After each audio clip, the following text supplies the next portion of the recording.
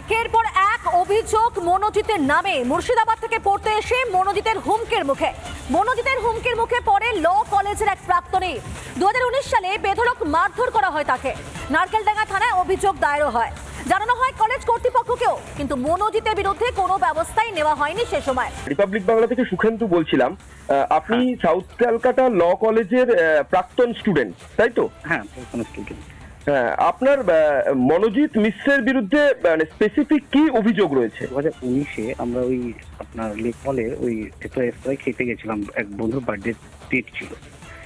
তো সেই সময় আমরা ফেসবুক লাইভ করেছিলাম এবং ও আমাদের লোকেশনটা জানতে পারে যে আমরা এই লোকেশনে আছি। নিয়ার বাই বাড়ির আশেপাশের কিছু গুনস নিয়ে অ্যাটাক করে।